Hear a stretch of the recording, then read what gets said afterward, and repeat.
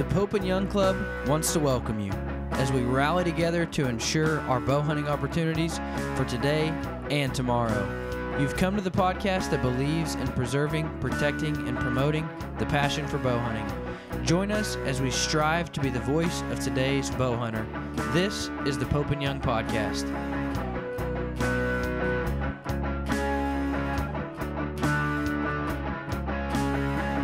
All right, guys, welcome to the Pope and Young Podcast. We're already laughing because we've got none other than Josh Carney on the phone with us, but we've got me and Tim Rzuski, my co-host, and we are joined by the legendary, legendary Josh Carney. Josh, how are you, man? Man, I'm doing fantastic. They must be just giving out legendary passes out to anybody nowadays, right? Well, not anybody, but it's not difficult to get in, you know? Wow. That kind of hurt, buddy. No, it's bad. Like, you put me on a high horse and then, you made me realize that it was a pony. No, it was just a pony. Like, my feet are still dragging. No, we immediately got on and immediately started laughing and having fun. So I'm just like, guys, we got to run with this. We can't be wasting all this good stuff. So, Josh, man, before we get into the nuts and bolts of everything, give us an introduction to yourself, bro. I am Josh Carney. I go by the name of Son of the South. Some people call me Mouth of the South because I don't shut up sometimes, but whatever it takes for me to represent my Southern heritage, I don't mind it. But I've been in the outdoor industry for a while. I think I started in 2014, and I got started by making animal sounds in the outdoor industry. And I went in thinking that it was weirder than anything, that I was the guy that was making animal sounds at a show, and people thought I was Dr. Doolittle's son. So I just ran with it. It's funny that you say that you feel like some people think you talk too much. I've been told that plenty of times, and Dylan's a preacher, so we will be struggling over the audio control. Tim said, do you think this will go an hour? And I said, yeah, every bit of it. Yeah, it will. Yeah. Honestly, Tim, I'll be completely honest. I talk to my dog for at least 3 hours a day. Hey, that is awesome. When my dog passed away, I had a hard time replacing the dog, so I never did. And there's a lot of that companionship that is missed, whether it's in the hunting blind or at home. So I admire that. Man, I think when my ex left, I replaced her with a dog, and that was the best decision ever.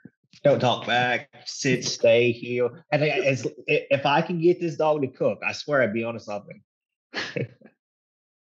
That's hilarious. Now, for those who don't know, Josh, you had an accident when you were a child, which kind of led, if I remember correct, that led to the ability of being able to make some of these crazy noises. So tell the story about that, man, because it's an incredible story. Yeah. So fun fact, it wasn't an accident. So this is where things get a little interesting. So hearing the story, a lot of people say, okay, well, turkey hunting, gunshot, accident, automatic. But I'll dive into it. So I was born and raised in Louisiana, grew up hunting and fishing. That is everything that I knew. The outdoors is everything I loved. Grew up rabbit hunting, had a pack of rabbit dogs, and that's what I loved doing. So as I got older, I was about 11 years old, and I discovered deer hunting. And I went deer hunting for the first time by myself, sat in a tripod stand, nervous as guy can be. Deer walks out under the stand. I shoot my first deer, and now I'm getting hooked. It's like now I transform. I go from small game hunting to now I'm starting a big game hunt a little bit. Like now I can go rabbit hunting in the morning, go chase deer hunting in the afternoons. As time went on, I was like, man, that's only wintertime. I want to do something year round. So I discovered turkey hunting, and I seen all these guys. They would go on TV and take these sticks and rub them together, and they make these sounds. The bird would come in. They're like, man, that's the easiest thing I've ever seen in my life. And then I realized how much of a lie television is. And then I was like, okay, well, turkey hunt's a lot harder than people make it out to be. But I went to Walmart. I was 13 at the time. I went to Walmart or wherever store I went to. I got all the turkey calls I could find. I got the diaphragm, the slate calls, the pot calls, the push calls. I got every single turkey call I could find. And I was not great at any of them. I absolutely was terrible, but I was willing to learn how to call turkeys. And April 17th, 2005, went on my first turkey hunt ever. Me and my dad went turkey hunting to this place that I grew up hunting on. I didn't know what we were doing. We went to church earlier that morning. I was in the male chorus at the time, youngest member in there, and got done singing. By the time the pastor said amen, I was in a parking lot in my underwear, changing into camouflage, like Miss Jenkins saw all of my tidy whities in the parking lot as I was getting ready to go turkey hunting. So we strike out from there, and we go to this place, and we get ready, get loaded up, and it's about midday.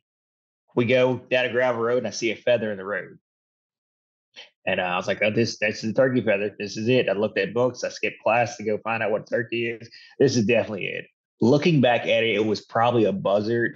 Like, I don't even think it was a turkey feather in the road, but I just assumed it was because I was so, eager to go find a turkey. And we cross this ditch. We get in the woods. My dad's probably 15 yards to my left. I set up on a tree, and I am facing how are we going to set this up? So if we're looking at a clock, I'm facing towards 12 o'clock, and my dad is he would be at 8 o'clock, if we can kind of get that in a picture. So I'm facing towards you. He's on my left side, facing directly to me. I have a big tree behind me. I'm sitting on a big oak tree at the time. And we were in a little bit of an open flat, and there was a big briar patch to my right side. We're calling, nothing's going on, nothing's happening. Midday birds, there's no gobble or anything like that. As time goes on, I call, Dad calls me. He sounds like someone stepped on a chihuahua. It sounded like the absolute worst turkey calling I've ever heard in my life. And then I see him pick up his gun. It's on the ground. He picks up his gun and shoulders it, and he goes to shoot. And, there wasn't anything in the gun, so he chambers one, and then he pulls the trigger and he shoots me. And 13 years old, my dad shot me with double up buckshots. Yeah. He shot you? Yeah. Yeah. 15 yards. Oh my God. Double up buckshots. And I watched him shoot me. I looked down the gun barrel as he pulled the trigger and watched him shoot me. And was this just a firearm handling mistake? No. I watched him pick up a gun. I watched him pick up a gun. He went to pull the trigger the first time. There was no shell in it. He racked a shell in it, then shot me. Like I said, I was laying on a big tree. There was a bird there. He would have had to shoot through me, shoot through a tree, and shoot through a briar patch to kill a bird. And there was no bird there. Wow.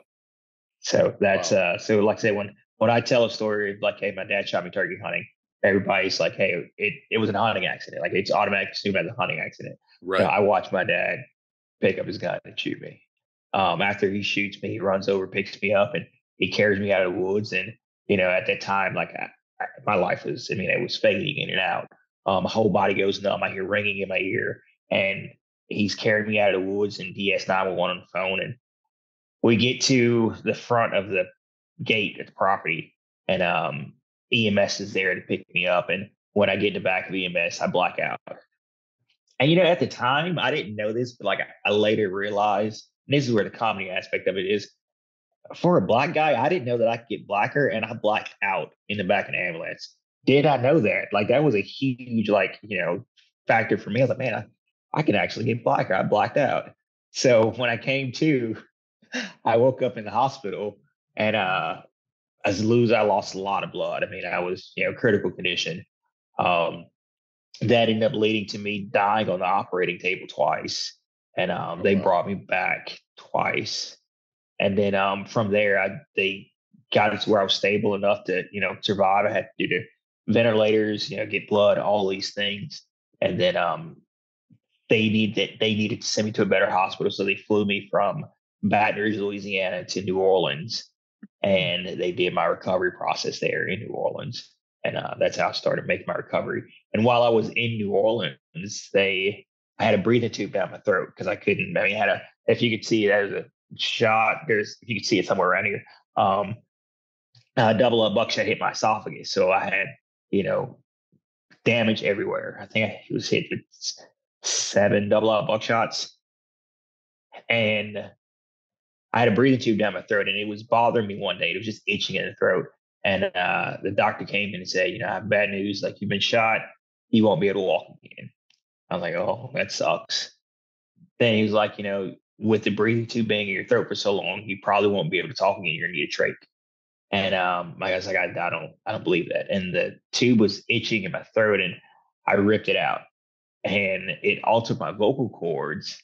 And later on in life, ripping out that breathing tube gave me the ability to mimic animal sounds because my voice never matured. So it always had that high pitched rash to it. Because, like I said, I was 13. I didn't hit that full on puberty stage yet. So I was still in that high pitched kid voice, and me ripping that tube out of my throat altered my vocal cords and allows me to make animal sounds.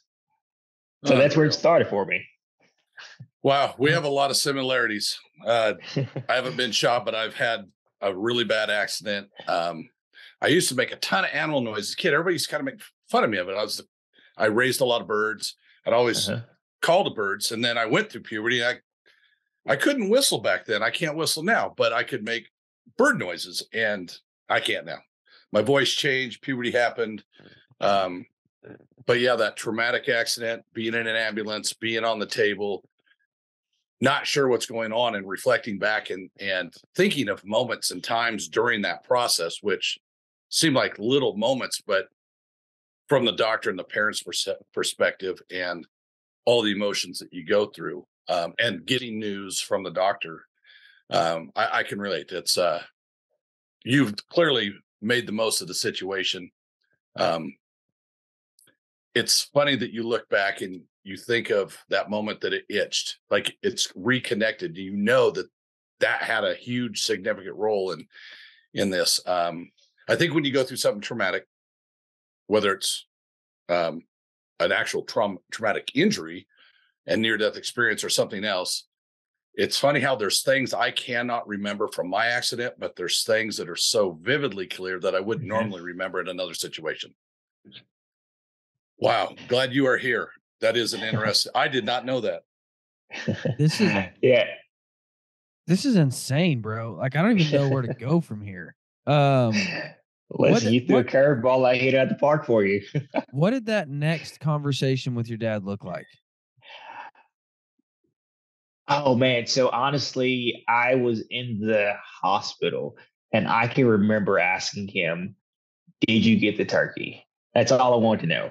Because I was like, man, like you just shot me. Like you really kind of effed me up here, buddy. Like, did you at least get the turkey? And he was like, no, I didn't get it.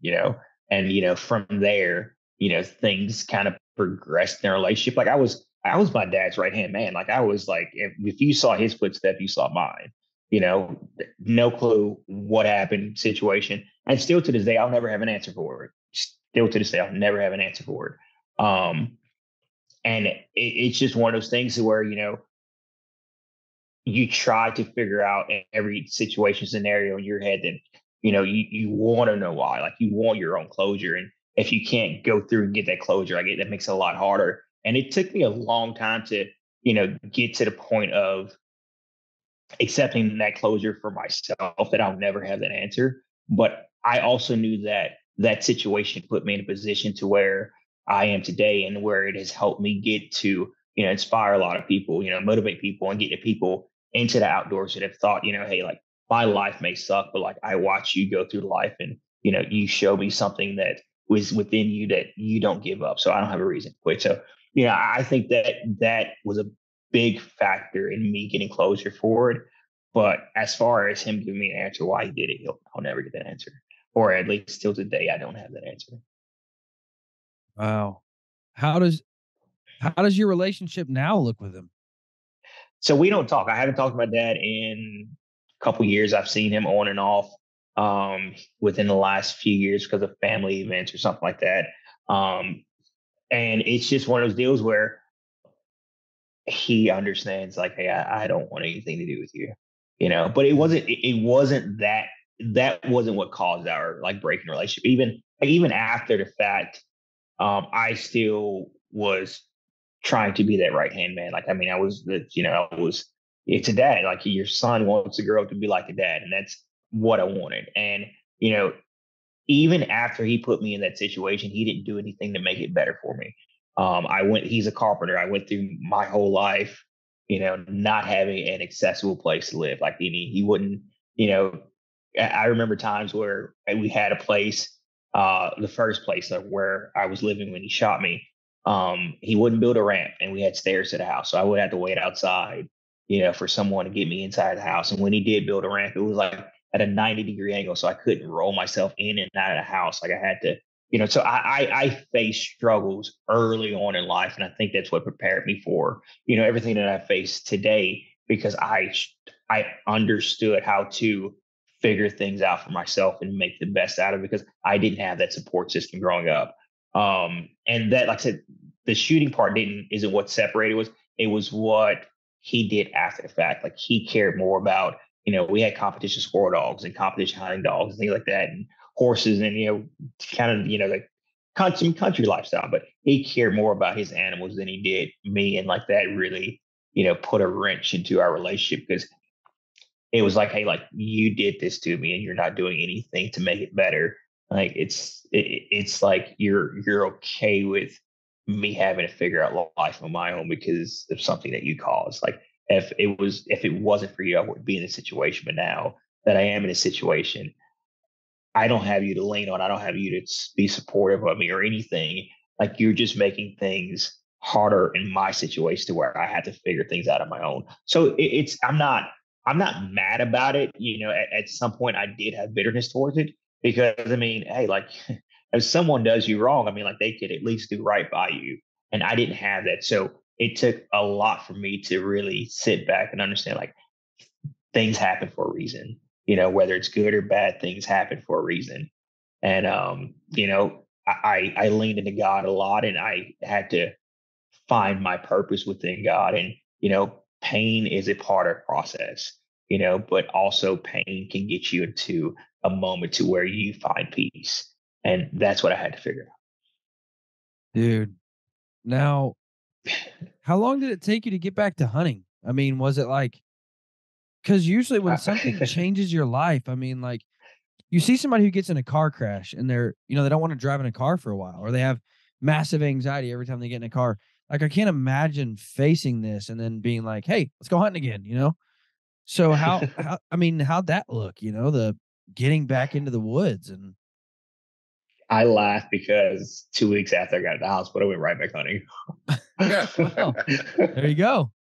Why? I I mean, was it just such a draw? I mean, you had to. It didn't matter. No, it was that was what I love. Like that was my passion, hunting. The first time I went, we went coon hunting, and I didn't actually go out in the woods. I was sitting in the truck and listening to the dogs from the truck, and that kind of started things back up for me. And then that led to me finding other ways to get in the outdoors, with me being in a chair and finding those different challenges. Because I mean, like my life just flipped upside down. Like I went from being a point guard basketball, pitcher in baseball, being very athletic. And then hunting was like my main thing. I mean, like now I don't have the use of my legs. Like I have to figure out how to operate. And I knew that I lost, the baseball and the basketball aspect of things, but I knew that there was ways for me to still continue to hunt.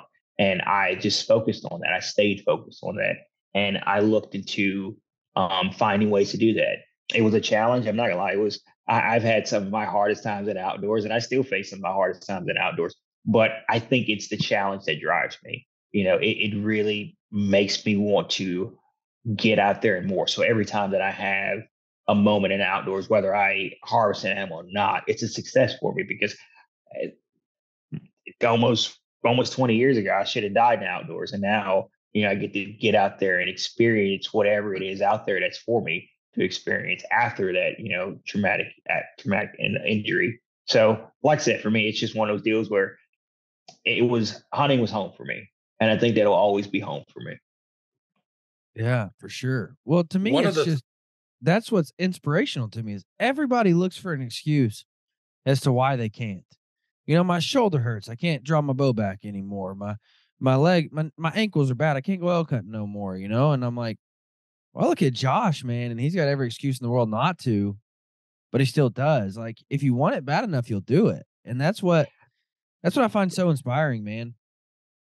Yeah, I think in my situation, yeah, everybody can make an excuse about, why they don't want to continue to do something. But in my situation, I just couldn't walk away from it. And I think I just got stuck with it. Yeah. I noticed on your social media that you have some photos that you have a bow, you have archery equipment in it. As Dylan was saying, we find excuses not to do things, not to do this level of things. There's times when you get to a certain age where things are harder to do physically. You're in a situation where you want to be back in the woods. You're already faced with a lot of limitation, a lot of struggle, and yet you choose to add on to that with some archery equipment at times. What motivates you to in hunting? What motivates you, or in life, to take on even more struggle to accomplish something you want to do when you're facing things that most of us we frankly take for granted and don't look at it from your perspective? I find it interesting that you would have hunts where you're archery hunting when you're already faced with far more struggle than most of us. My motto is, if it doesn't challenge you, it doesn't change you. And I have stuck with that for a while because, if you want to be able to grow through something, you have to face adversities. And if you just stay in your comfort zone, you will always stay in that bubble. So, like, I want things that are going to push me to that next level to find out what it takes to be successful. And, not only successful in, hunting, but just in life in general. Like, what is it going to take for me to have that next win, for me to be in that position to say, okay, well, I figured out a way to do this. And now I know how to, I built something else because of learning how to overcome this. So for me, like I said, if it doesn't challenge me, it doesn't change me. And that's just how I look at things. Like, I want to find those things that really push me to the edge and figure out how to do it. I still haven't mastered figuring out how to, get on a stair climber, but I get in the gym every day and I look at the stair climber and try and figure out how to make my legs work to get on it. Still hasn't worked out, but it's a fun time when people watch me sit in front of the stair climber in a wheelchair. Dude, I saw a video of you not too long ago posting leg day videos, and it just cracked me up, dude. It cracked me up, but it also made me think, like, man, I'm really glad that you do make the most of it. Like, you're not just down on yourself every time, and you make it fun, and that's cool, man.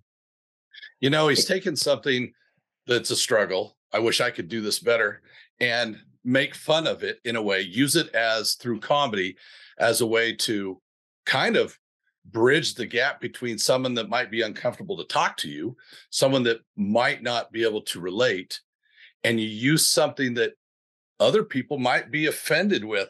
I saw on social media that this kind of relates to Dylan here that, at church stand up and take the offering, and you're like, but I can't, I'm in a wheelchair. And it makes me think of, and I'll blame Dylan for this because I wasn't here for this rebranding and slogan, but we have something that we say, take a stand with Pope and Young.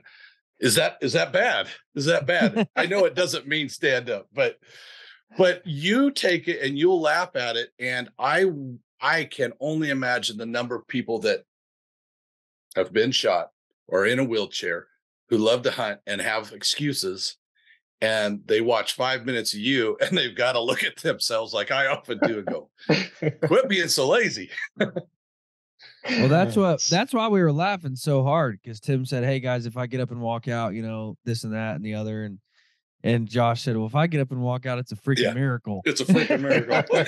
Just rolling laughing. Oh man.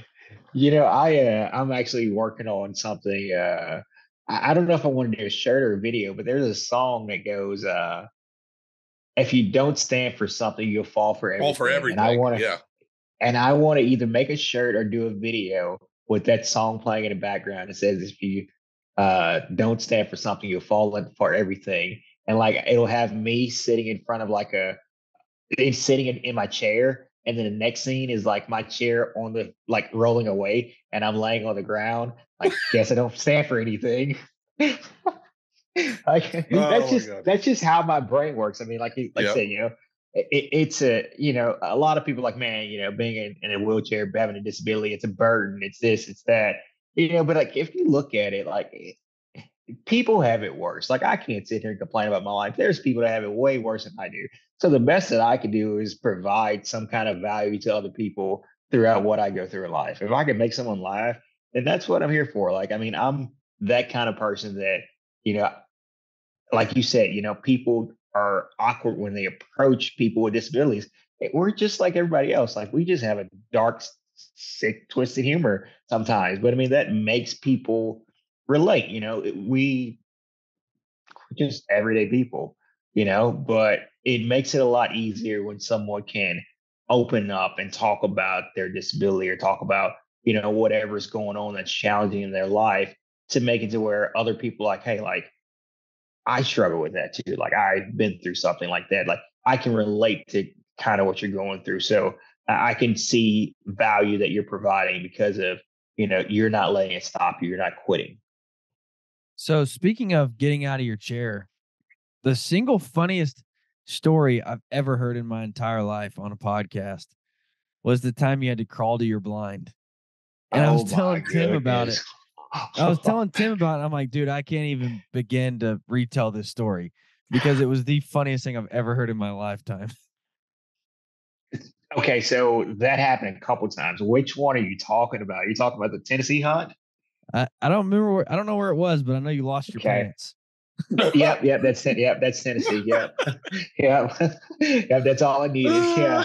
So Only in so Tennessee.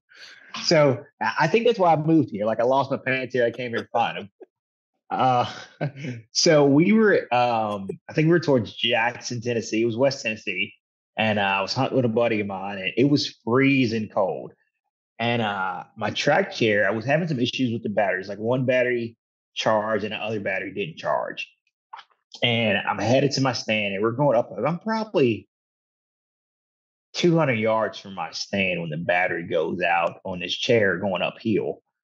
So it's probably 4:30. My heater is in my blind, and also my gun is in my blind. So, like, I'm not gonna sit there and, like, man, I'm just stuck here sitting in the middle of the woods twiddling my thumb.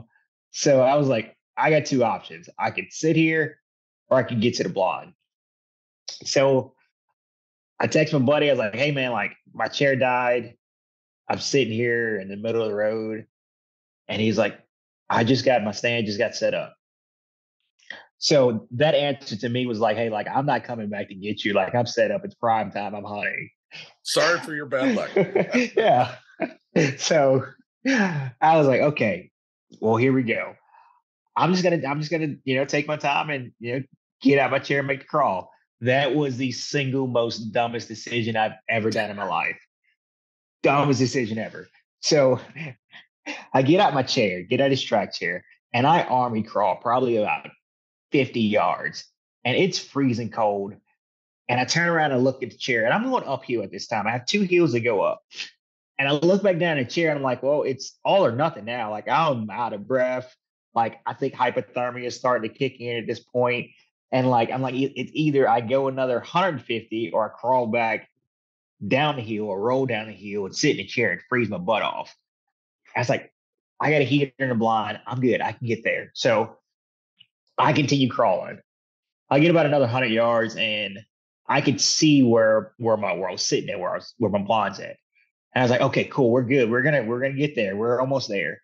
And at this point, I think that I have said every prayer that there was to say in the Bible. I think I have cursed every single leaf that has fell on me at this point. Like, I was going through the motions, and I'm going up this second hill. I'm halfway up it, and my pants come down. Like, I have drugged myself enough to where my pants slid off, and boots and everything.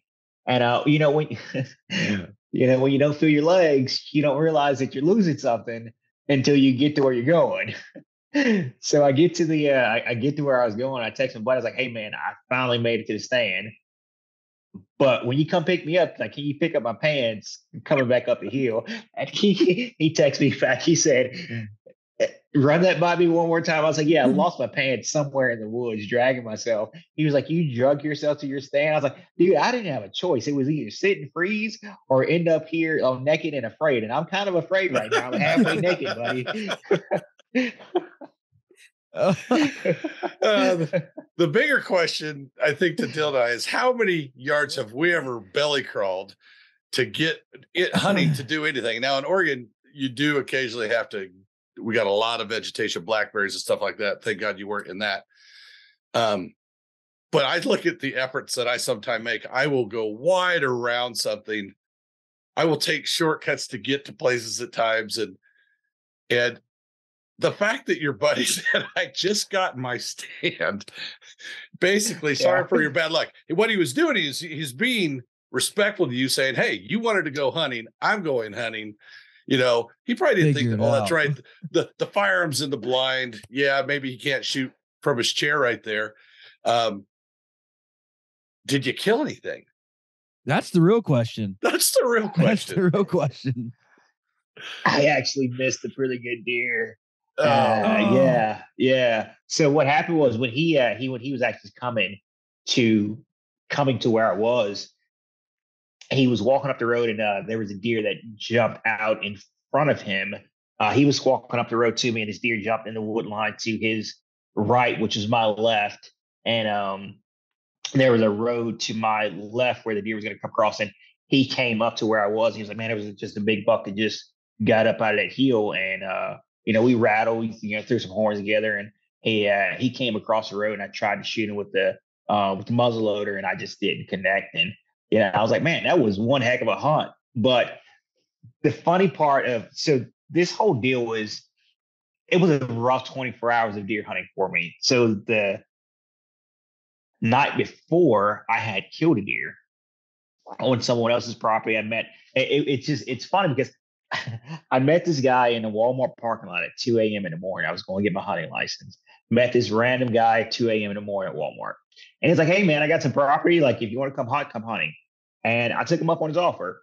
We weren't seeing a lot of stuff where we were hunting. So I was like, I'm gonna just go hunt there in the afternoon, and we'll see what happens. We go there and get in a stand, and he has a big box blind, and it's stairs. So like he cradles me to picks me up and carries me into this blind. We get to the top of the blind, and we're probably 3 or 4 steps from the door, and the stair comes from underneath us. Like, it's a wooden blind. The stair comes completely from underneath us. So he falls through the bottom, and I'm holding onto the railing, and like like my butt is like sitting on top of his head. So it's kind of like one of those deals where what's the kids call it, teabagging. So like it's almost one of those situations going on right now. And like I'm holding onto the rails with both of my hands, and I'm looking down between my legs, and like he's like at the bottom of the stair. I'm like, hey dude, you're good? He's like, yeah. So like he gets situated around and like figures out a way to get around me, because like have you ever seen like a dog that doesn't want to take his bath, so it spreads his arms out so like you can't get it through the door? Like, that's me holding onto the rails of his blind. Like, I'm like, dude, like, how are you going to get around me to get to the door? So I kind of take my arms, I kind of like shimmy up this blind to get to the door so he can get around me, and we finally get in the stand. And like I said, I killed a deer that afternoon.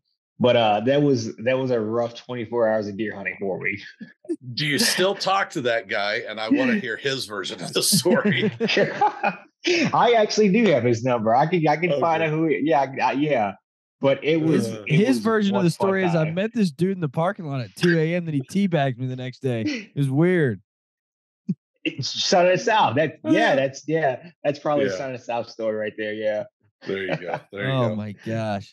So what's your favorite animal to hunt now? What's your number turkeys. One animal? Still turkeys. I gotta give it. I think it's a love-hate relationship.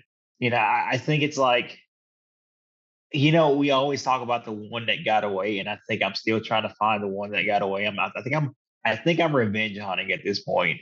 Even though that there wasn't a turkey there, I just still think that turkey hunting started this for me. Turkey hunting caused this for me. And now I think I have such a deeper connection to turkey hunting because that's how everything started for me. Like, it changed my life. It made me sound like a turkey. Like, out of all the things that could have happened, getting shot turkey hunting, ripping a tube out of my throat, and then sounding like a turkey from the whole situation, like, that just doesn't happen by accident. Like, so like that gives me a deeper passion and connection to turkey hunting.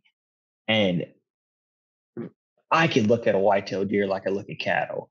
You get me in a field and there's a longbeard out there. It could even be wintertime and I'm deer hunting. If I hear turkey gobble, I don't care about a deer. I don't care about elk. I just want to be focused on killing a longbeard. So, you are go. there hunts that you've done that have inspired you to do other hunts that you hadn't thought of? And is there a species, a hunt, a destination in mind that you've set your sights on to achieve someday? So this is not a hunt that has actually inspired this. So do you guys know what noodling is? Catfish Yeah. noodling? So a friend of mine, Allison, she's actually a co-host for my podcast.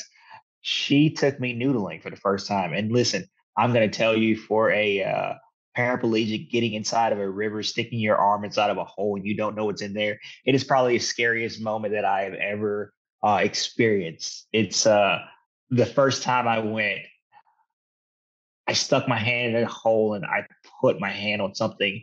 And I got basketball player hands. I mean, like, they're giant.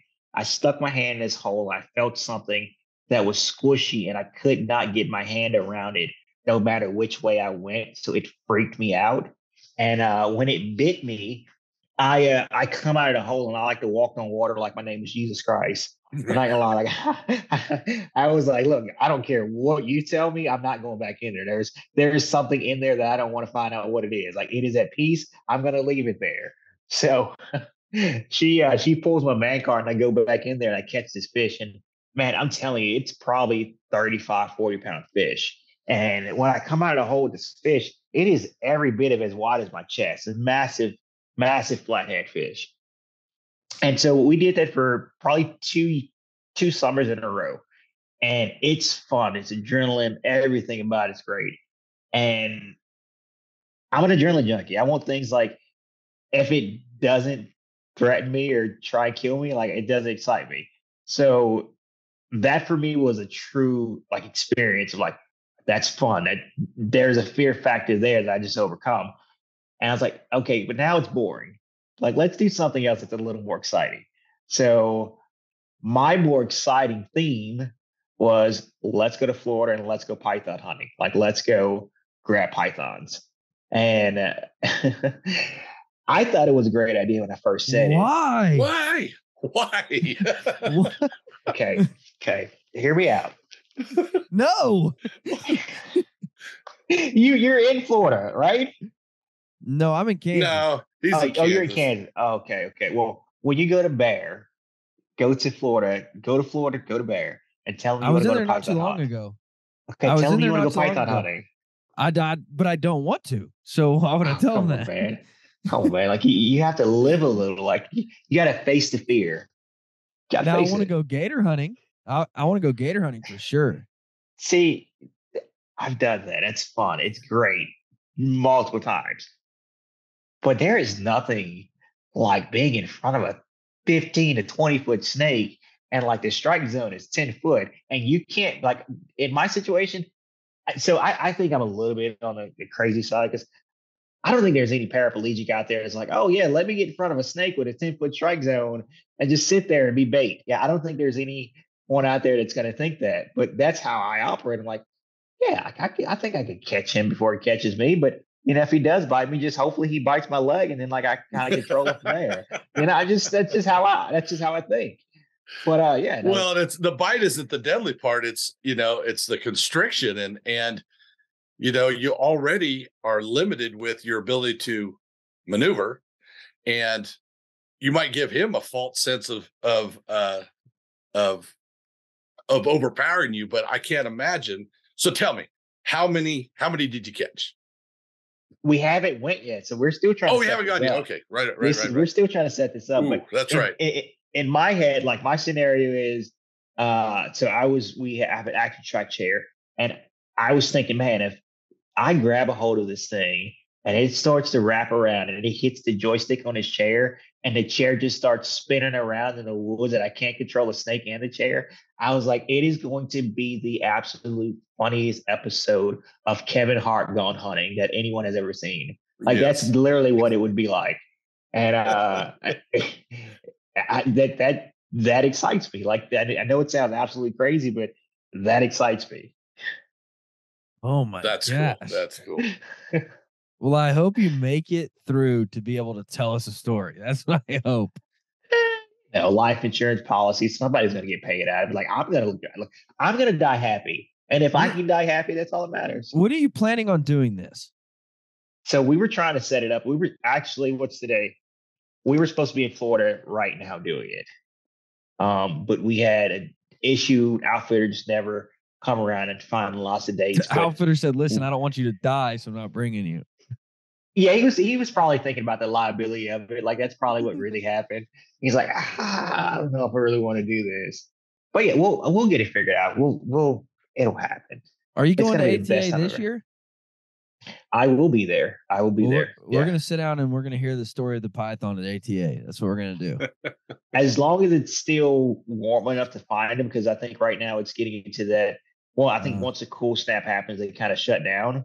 So I may be on the tail end of it, but if I could figure out a way to get down there in the next probably 2 weeks or so, well, Florida doesn't get cold, so I may be good for another month or so. So we'll see what happens. There are also exciting news. I don't know. You've probably heard about this. Since it's in Louisville, no, it's not in Louisville. Since it's in St. Missouri, Louis, St. Louis. First Form headquarters is having a workout day at the Yep. headquarters for ATA. So that's gonna be fun. Yeah. So I am a First Form Legionnaire. I'm a part of First Form Outdoors. So I'm actually going to be there with First Form. That's who I'm going there with, and we are going to have a great time. I'll probably be at First Form for a couple of days before ATA, and we're going to have a good time. Like we're going to have a crew there, and it's going to be a fun time. Dude, you're gonna smoke them all on leg day, though. No. See, that's the thing about leg day. I love leg day because I get to sit around and watch everybody else. And it's like, man, like y'all make it look like it's exhausting. This is easy for me. Like He said, I went 10 miles on the treadmill this morning, dude. I'm fine. Yeah, I mean, so funny story about a treadmill. So the way that my chair's set up, like my main wheel sits on like the side of the treadmill, and like my caster wheels are on the actual treadmill. So like that's the only thing that's spinning. So like I hop on a treadmill and get it going. And I'm like, man, like y'all complain about a treadmill. Like I'm sitting here, I'm already at 10 miles an hour and I'm just coasting through it. Like, look, no hands. And people would sit there and look at me on a treadmill like, dude, you are out of your mind. So speaking of the chair, the one I saw, I imagine you've had multiple. And the chair that you're in now, or maybe a chair that you've had recently, the capabilities, what you can't do, best, worst moments. Maybe the worst moment is it dying in the woods and you losing your pants. I don't know. But you've seen technology improve that. Yes. The worst moment was it has fallen off of the back of my truck while I was trying to unload it. That is probably the scariest moment, getting that chair off of a vehicle. I mean, because we're talking 400-pound chair. That falls on you, you're in some trouble. So the dying battery, well, that was nothing. The capability of getting it around it was definitely a challenge. But they're great machines. I mean, they allow myself and other individuals to get in the outdoors and get to experience what it's like to be in outdoors and have that freedom. Do I recall that your chair has tracks on it? Like, can you take that in mud, snow, and? Yes, it's called the chair that I had was called a action track chair. Great chair. I mean, fantastic chair. You can get around, go anywhere. I mean, I've taken these chairs through the absolute worst stuff. Like I use it as if it was a bulldozer. I've drug out animals with it. I've done everything that this chair was designed to do. So what about out here in the West? We have a lot of this on publicly accessible lands. No motorized vehicles beyond this point. Have you found in some places that you've hunted or done outdoor activities that you can get an exception to that? Or it's motorized and now I'm not able? So it depends on the state. And when it comes to government land, some places actually have handicap accessible access points, or where it's just handicap accessible to where you wouldn't be able to hunt on that piece of property, but someone that has a disability of any sort could hunt on, as long as they have I think they have to have a doctor's letter stating that they have a disability here and all that stuff, or whatever the requirements are. But there are certain places that you can access that the average hunter couldn't access. So that makes it easier in certain situations because those animals aren't as pressured. So like you have an opportunity to get into places where it's almost like a sanctuary for, deer, waterfowl, whatever the case is. So that does help in a lot of situations. But speaking of, out west, the track chairs are great chairs. In my opinion, they're not made for out west. They have a very short range as far as how far they can go. I think it's 6 or 7 miles before the batteries are dead on them. So I am actually in the process of trying to design a chair that could get that range and also have a little bit of speed to have something for out west. Because ideally next year I want to be out west. This is going to sound crazy, but I've said a lot of crazy things on the show. I want to go and do a cattle drive. I want to do 25, 50-mile cattle drive out west. But also while out there, I want to have a machine that I can go and venture around Colorado, Utah, Montana, just to see the scenery, because I know that there's a lot of things that are going to limit me from viewing those places, especially with, being in a chair.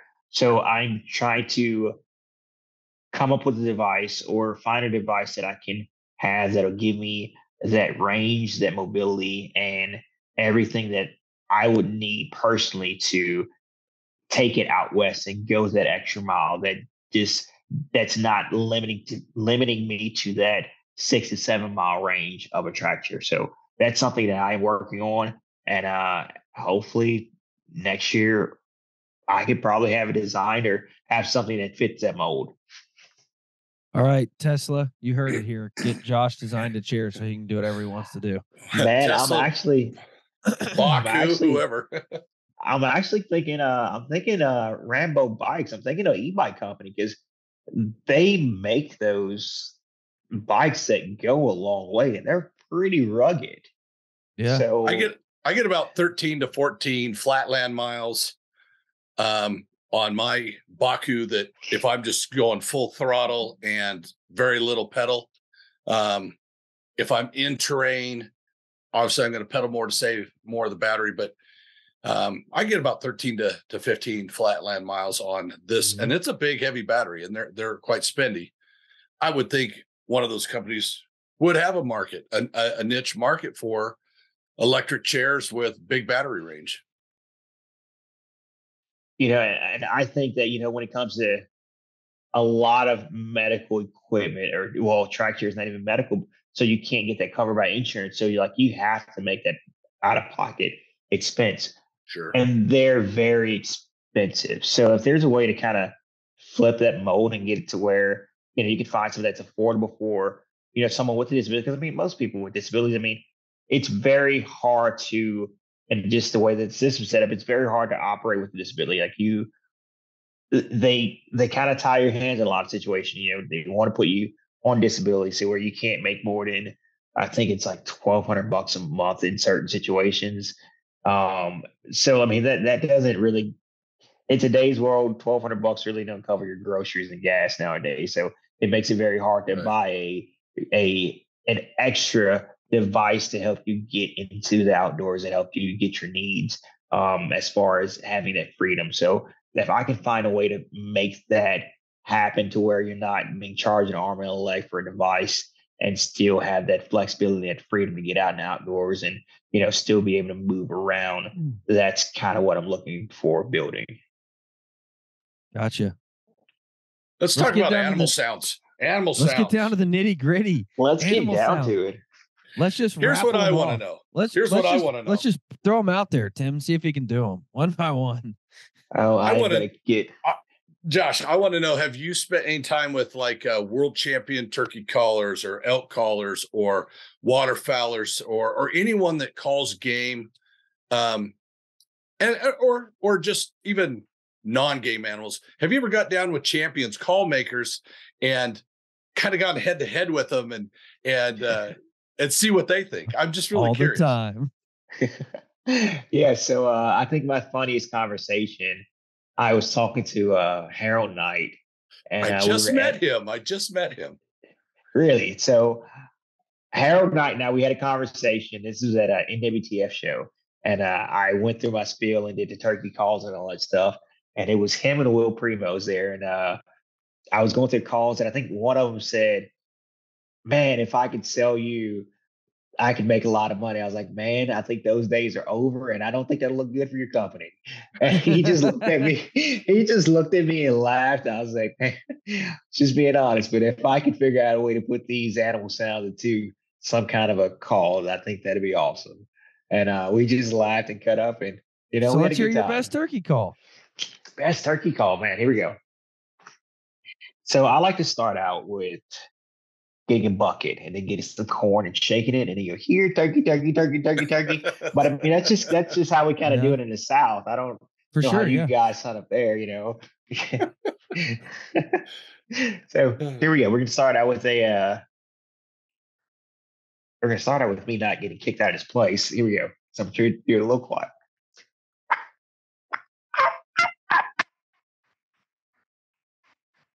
Audio cut out. Audio cut out. Audio cut out right when you started. It just went, whoop. It's almost like it cut you out on purpose, like it was too loud for the microphone or something. Try again.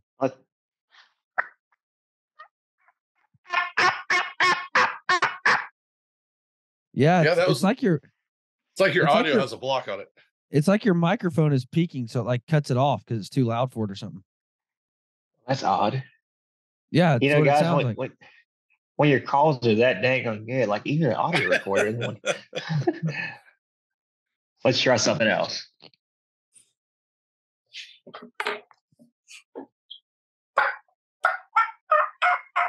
There we go. Yeah, Perfect. There we go. All right, so I take my headphones out. I think noise canceling headphones. I think that's probably what it was. I was speaking too loud for it. Yeah. All right. What's your best? What do most people think there's no way he can do it, and then you do it? Probably call my ex back.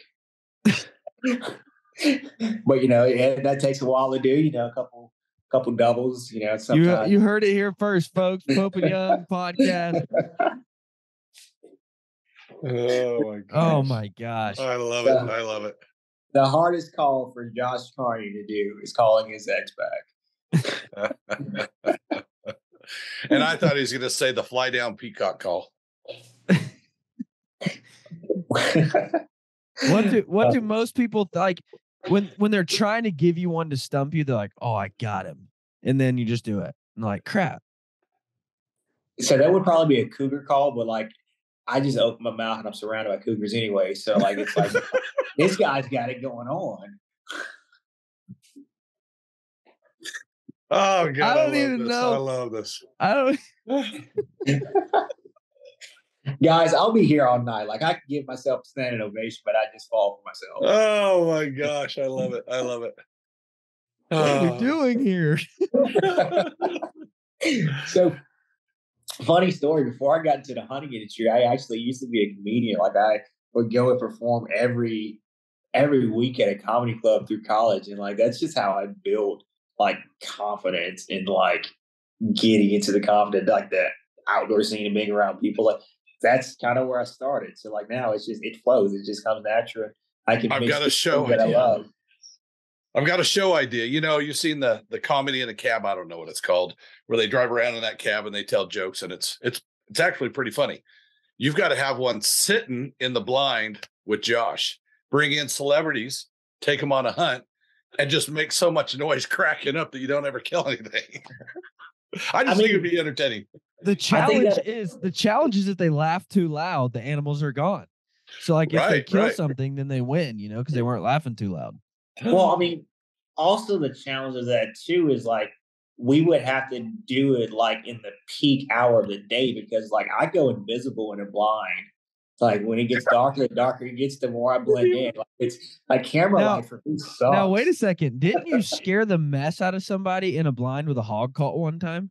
I absolutely did. Listen, like they ran out of the blind, did they not? Yeah. So I was in South Carolina and we were pig hunting. We were going to hunt all night. And we drive to the blind and we get off and we ran pigs off from the blind. And we were getting in the blind, got set up, and the four-wheeler's still at the blind and the pigs come back out. I shoot a pig, we go get it, bring it to the blind, and we're going to sit there probably midnight.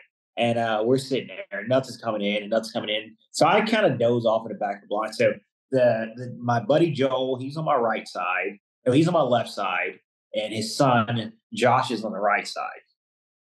And I'm in the center, but I'm tucked in behind him so I can draw my bow back. And it's about, I don't know, probably 11:30, and Joel gets out this grunt call and starts grunting like a pig. And like in the middle of like my dozing off, like I had this bright idea that I thought to myself, I was like, oh, I can do a pig cat. I could do a pig call. Let me help him out. And like, I didn't really say it out loud. I just started squealing like a pig in this blind and it scared the daylights out of the dad. The kid jumped up and took off with the blind. And like, I'm sitting in the middle of like, what just happened? Like, it was just like one of those moments where like, you're looking around like you're the only one there. And you're like, how did I get in this situation? Like, what just happened? So that was the last time they invited me to go back pig hunting with them for some reason. I don't know why. I've got some friends that do a lot of elk hunting and calling, and I'm not the greatest elk caller. I think every bull sounds different, and there are a lot of bulls that sound horrible. So I sound like them. But this guy's a really good caller, and this guy parked right behind his truck at a gate. And there is a little bit of courtesy that, hey, if you're the first one to the gate or second, hey, let that guy hunt there, go somewhere else. This guy didn't. He's bugling up a storm, following us up the road, and it's annoying my buddy. So he starts calling, and we hike all the way back around, back to the truck, calling this guy all the way along with us. He thinks he's calling elk. He doesn't realize we're hunters. We get in the truck and sit there. We're eating lunch, and he pops out, and I imagine he was going, "Oh my God, this bull's right next to the truck." And he pops out, and the look on his face was like he was mad. He was really mad, then embarrassed, and then he just walked off. I mean, I can only imagine the sounds that you can make in a turkey situation, in an elk situation, or pigs. Give us your elk call. Where people might pursue your call, and try to spot and stalk it. And how many times they've like caught a glimpse or finally see you and they're like, it's a guy in a wheelchair. It's a guy in a wheelchair. How embarrassing would it be if like you had to go back to camp and tell a story? Hey, did you see anything today? Oh yeah, well nope. I called up this Didn't see nothing. You wouldn't even claim it, huh? I could see it. Yeah. I heard this bull. I got in close, popped out. Here's a black guy in a wheelchair. He called me in. And I stalked him for 400 yards. I mean, that would be like on the worst day of hunting when nothing's coming in. That would be like my dream, to call people in and just laugh. I don't know why. I'm horrible. But speaking of like going to the truck, like 2 years ago, I got out and I was turkey hunting. I knew what these birds were. I knew what one bird was. I didn't know it was two birds there. I get out of my truck, unload, get the track chair off, and I head across the power line. And starting brake light, birds gobbling, they're starting to fly down. And I'm calling these birds, working. I had one bird, he's going, the birds that I thought it was only one bird. So I was going down toward him. He starts going away from me, and I figured his hand up. So I'm trying to move towards this bird, and as I'm moving towards him, I call again, and there's a bird that gobbles across on the other side of the power line. So I don't know if he was just silent the whole morning, or if he flew across the power line and I didn't see him, or what. So my focus shifted. I'm like, okay, well, this bird's within 100 yards. Like, I'm going to go kill this bird. So I'm trying to go across this power line. It's kind of thick. It's got, some grown-up stuff in it. And I'm in my track chair. So as I'm going to this bird, I'm like, man, that bird's going to my truck. And so I'm calling and like he gobbles and I'm trying to like figure out where he's at because I know that I can't kill him where I am. Like it's just too thick. And so I'm going through the power line to go to this bird. And as I get closer, he could hear like my tractor going through the brush and he's gobbling at me coming to him. So I finally get to probably, I don't know, 40 yards from my truck. Like I'm looking at the front of my truck and this bird comes across the front of my truck and is just sitting there full strut in front of my truck. I had to let him cross the bumper of my truck so I could shoot him. And I went right up to him and picked him up from in front of my truck. And I was like, I love it. like I mean, getting called back to the truck, like I actually had that experience happen. But yeah, I was. Awesome. It wasn't a hunter, but yeah, no, it's definitely. It was better. It was way better. Yeah, better. Probably my biggest Tennessee bird was that one. Well, that's awesome. That's funny. All right, we got to hear your elk call. I got a guy next to me, so I'm not actually in a situation to do it. I'm in my apartment complex, and there's a guy that just walked into like the study room next to me. And I don't really know if he'll appreciate me throwing out a big elk view, but I can. I'll throw a call. I'll throw a cow call out.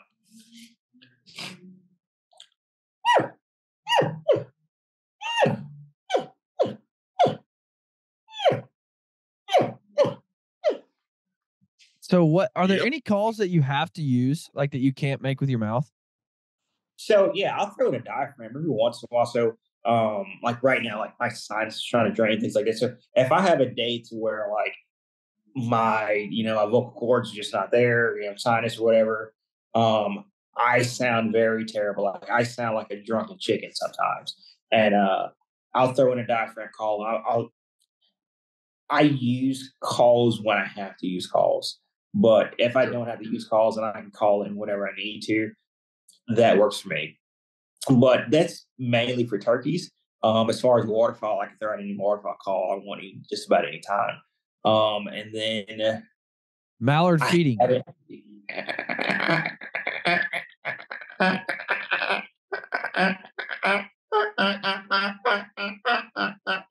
Oh my gosh. I love it.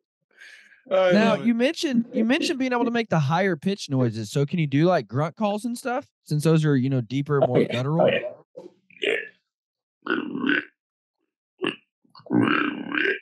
Oh my gosh. That is awesome. I appreciate it. Listen, I told you, I'm like Dr. Doolittle. I just don't get paid as much. I'm thinking Fox Pro, Wildline, all those electric call companies. How are they not tagging into this and having the Josh Carney version? I mean, it's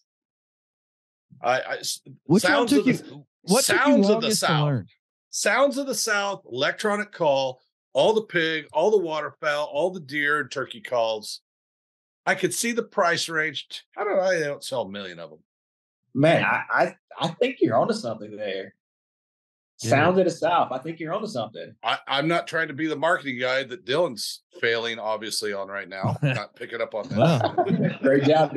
Wait, the bad part about it is Dylan and I are both into marketing, and both of us failed at that one.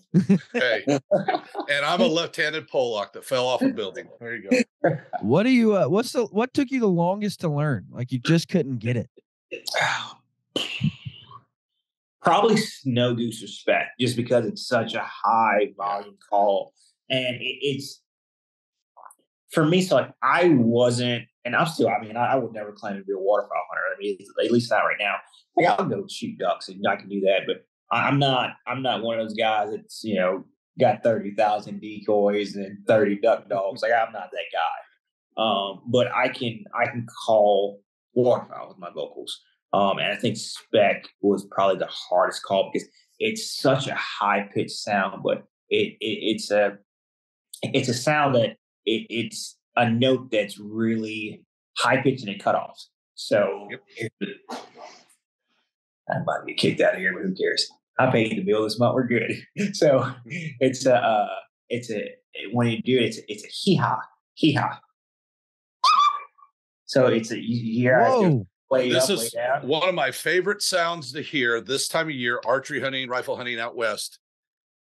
First thing in the morning, one of the first sounds I hear before you're hearing the forest birds or whatever is that first flock of specks flying south, and they're so far off, but you hear it and you're just, I don't know, the Christmas in the air, it's exciting. I don't know. That sound is so hard to make even with the call. And a lot of times specks and snows tend to fly out here a little higher. So you even have to have more volume. And Oregon does not allow electronic calls for waterfowl, but in the Midwest where you've got a snow goose problem, I've driven by some of those fields and stopped and watched from a distance, and it sounds like you're at a football game. They've got that call cranked up on max. It sounds like Autzen Stadium rumbling. Yeah. Have you ever been in a duck blind, like where like you're hunting specks or snow geese, like, and you just like no one's calling? It sounds like a football game when you get a big cluster of birds coming. Yes. In. When they start cycloning in and it's just, and they just ramp each other up and it just, yep. Yeah. That's insane, dude. Man, how about Canada? Oh yeah. So I love doing that. That's probably what I would call that I do the most, because I can turn any one syllable word to a goose call. Like, I mean, so if you say bear, for instance, bear, burr, burr, burr, burr, burr. Yep. But the old one, when you first learned waterfowl calling, was to wit, right? To wit. And I got this call. I got to grab it. It was a promotional piece, a point of sale piece that was for the counter. It's an oversized call, but it's a goose call. It sounds great. It's huge. It's like this freaking big. But I've got a call company for you. You make beautiful calls, great designs, but there's no mechanisms in them. You've got to do your voice calls through them. I think that would probably be the biggest ripoff in the hunting industry if I sold calls and it didn't have like a sound file in the middle of it. It's just got a video of you teaching them how to do it with their mouth. Yeah. I mean, I could probably start my own like school for calling if I did that. Yeah. Look at the size of this thing. Jeez. That's awesome, dude. It's a little commemorative piece. They put these on the display back in the days, and they sold the smaller calls, but this was like the big one, like the miniature tents for selling big tents. This is a giant call selling small ones. And I picked this up at a state sale and I couldn't believe it actually worked. That's thought a it was club not too. Work. That's if the goose is still alive, you just club them with that. Yeah, that's what I was thinking. Do you find that it's easier to teach or coach younger kids how to do mouth calls or adults or people that are doing mechanical calls? Can they convert over to voice calls, or is it just it's all in the person whether they have the ability to train their vocal cords? So I find it's a lot easier with kids and women just because of the pitch and tone of the voice, their vocals. I found some kids that sound way better than me, and I just sit back and look at it like, man, I am so glad you're about to hit puberty, so I still have a job. But you do any quail hunting in the South? A lot of bobwhite. We actually don't have a lot of quail down here. I mean, It's just one of those things that we used to. Back in probably the 70s, we probably had quail, but now we don't. So I mean, it's probably pen raised birds we turn out. So I went quail hunting for the first time 2 years ago and had an absolute blast. It was probably the funnest thing that I've ever done. I got a buddy of mine. That's all that he does is raise quail dogs and go on quail hunt. They're in Montana right now doing quail and I think maybe pheasant. But that was probably the funnest hunt that I've experienced. I mean, it's fast paced. I mean, and for me, I love watching a dog work. I grew up with that. Like, I love watching a dog work. So quail hunting is definitely something that's going to be on my bucket list to continue doing. And then also, like, I grew up around horses, so I'm actually going to find a good horse to get into doing more things like, get around. Because, like I said, for me, like I want accessibility, and Just don't get a pony. Yeah, no, I don't want my feet to drag around. But I mean, so I actually may get a pony, just like a bucking pony, because like I want to, I want to do rodeo stuff. Like instead of I can't, they won't allow me to ride the bucking bull. But if I show up with a Shetland pony, and it bucks, like I don't have that far to fall. So I think like I'm a lot safer in that situation. So I just I may get a pony here sooner or later. A lot of That's those hilarious. guys in rodeo don't land on their feet anyway. I don't know what they're worried about. I think it's the landing on the head part that scares them. And with me already going into the situation where I want to ride a bull, I think they already know that I've already lost some screws in my head. So they're like, He doesn't have many more to lose, Gosh. Like I think This kid wants to go python hunting. What's bull riding going to do to him, Oh, if you see me at ATA this year, you're going to be wearing a python. Possibly, but I will be wearing a python on a mechanical bull. Like that's a favorite. Like that is my favorite thing about going to ATA is like they always have a bar that has a mechanical bull, and every year you will find me on a mechanical bull. Awesome. Well, it's in St. Louis, you said. I'm looking forward to maybe Dylan get me on the list again this year because my daughter lives in St. Louis. So 2 birds, 1 call. So I like how you did that. Yeah. Dylan, you better get to work there. Yeah. I'm actually actively working on keeping him out, but we'll see. Now, at least you can say it to his face. I mean, that's the Yeah. great part about it. Josh, one thing we ask everybody, every guest, is what's one non-traditional hunting item that you always take with you? Can't be a bow or a gun or a knife. Can't even be your chair. You can't say my chair, because you have to take that. What's one non-traditional hunting item you always take with you? Technically, I do not have to take it. That story proves it. Yeah, that's true. I guess. Yeah, that's true. Non-traditional hunting item. Does Little Debbie count? Or Yeah. I think that's traditional. I think that has been made into a part of the tradition. Man, that's a tough one. Is there anything that you take that maybe you're Sentimental or sentimental, or maybe you have a tradition, or you think it's good luck or something? So I used to carry around a hunting jacket from a real good friend of mine. He passed away a few years ago. And when I would go on some hunts, like I would wear it and be like, man, like this is, it's like he's here, with me. Unfortunately, with last year, I lost everything I had due to medical situations. So unfortunately, I lost that jacket, but I'll have to figure out what is going to be my next carry token for, going into next season, figure out what's the next step. But as far as that goes, I'll probably have to figure out what's the non-traditional piece to start carrying in the woods, besides my personality, because I mean, that's definitely not traditional, but I don't think I can claim that.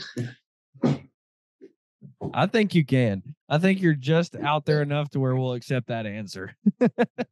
Man, it's like you give compliments that also hurt at the same time. Like I don't know how I feel about it. It's like a compliment for sure. It's a you're out there compliment for sure. It's like you're out there just enough. And like, man, thank you. I think. Yeah, Thank you, no, for sure. Dude, Thank trust it. We can say this with 100% honesty. We've had people on that are just flat out boring. I mean, just like you get to the hour and you're like, oh my gosh, I need to take a nap. This was phenomenally fun, and can't wait to kick it at ATA, man. Hey, let's get them to a convention, maybe a seminar on for sure. Yeah, you're coming to the Pope and Young convention. Just mark it down. Absolutely. April 2025. You're there. April 2025. Let's make it happen, and I'll work on some jokes, and I'll give you guys. Let's just have a comedy night. Let's just have a comedy night, dude. I like it. I would absolutely love that. I would rock. I guarantee. If you guys give it a microphone, like I said, mouth of the South, you're gonna have everybody in the audience laughing, and I guarantee a dang good time. Let's do it. Awesome. Guys, awesome. thank you so much for listening. Josh, thank you so much for coming on. You guys have a fantastic week. Thanks, guys.